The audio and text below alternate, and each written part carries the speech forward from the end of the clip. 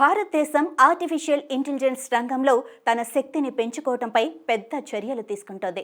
2025 నుండి 2026 యూనియన్ బడ్జెట్లో కేంద్ర ఆర్థిక మంత్రి నిర్మలా సీతారామన్ ప్రకటించిన ఈ నిర్ణయంతో దేశంలో ఏఐ పరిశోధన, విద్య మరియు సాంకేతిక రంగాల్లో సరికొత్త పరివర్తనాలు చోటు చేసుకోబోతున్నాయి.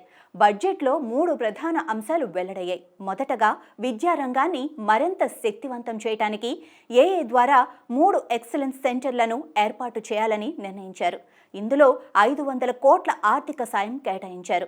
ఈ సెంటర్లు అతి ఆధునిక పరిశోధన, ఏఐ ఆధారిత లెర్నింగ్ టూల్స్ మరియు నైపుణ్య ప్రదాతలు అభివృద్ధికి సంబంధించిన అంశాలపై దృష్టి పెట్టనున్నాయి. సీతారామన్ మాట్లాడుతూ ఆర్టిఫిషియల్ ఇంటెలిజెన్స్ ప్రపంచాన్ని విప్లవాత్మకంగా మార్చబోతోందని, భారత్ ఆ ఏఐ పరిశోధన వినియోగంలో ముందుండాలని పేర్కొన్నారు. ఈ సెంటర్లు పరిశ్రమలతో సంయుక్తంగా పనిచేస్తూ విద్యార్థులకు ప్రతిష్టాత్మక నైపుణ్యాలు నేర్పించడానికి, కొత్త పరిష్కారాలను అందించడానికి దోహదపడతాయి. ఏఐపై ప్రత్యేక దృష్టిని పెట్టిన ఈ చొరవ ప్రాధాన్యం ఇవ్వాల్సిన అంశాలు స్కిల్ డెవలప్మెంట్, డిజిటల్ ట్రాన్స్ఫర్మేషన్ మరియు ఏఐ ఆధారిత విద్యాపరమైన ఆవిష్కరణలను మరింత ప్రోత్సహించటం. దీని ద్వారా భారతదేశం గ్లోబల్ ఎడ్యుకేషన్ హబ్గా ఎదుగుతుంది. ఏఐసిఓఈఎస్తో పాటు 2014 తర్వాత స్థాపించబడిన ఐఐటీలు కూడా ప్రత్యేకంగా బెనిఫిట్ పొందనున్నాయి.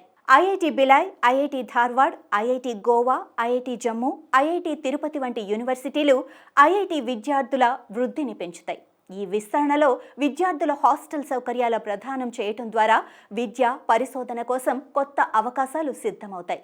ఈ మొత్తం చర్యలు భారతదేశం 2047 నాటికి వికసిత్ భారత్ లక్ష్యాన్ని చేరుకోవడంలో కీలక పాత్ర పోషిస్తాయి. ఏఐ టెక్నాలజీ, విద్య, ఆర్థిక వృద్ధి మరియు ఉద్యోగాలు అందించడంలో ఈ నిర్ణయం మరింత ప్రభావితమవుతుంది.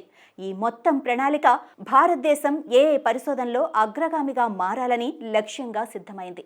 ఈ నిర్ణయం పరిశ్రమ నిపుణులు, విద్యావేత్తలు మరియు ఇతర రంగాలలోకి మంచి పరిణామాలను తీసుకువస్తుంది. ఏఐ పరిశోధనలో ఈ చర్య కొత్త పరిశోధన, విద్య, నైపుణ్య ప్రోగ్రాంలను అభివృద్ధి చేసి భారతదేశం డిజిటల్ అభ్యాసను కూడా పెంచుతుంది. ఏఐ కేటాయించిన ఈ నిధులు దేశంలో మరిన్ని అవకాశాలను కల్పించే దిశగా ఉన్నాయి.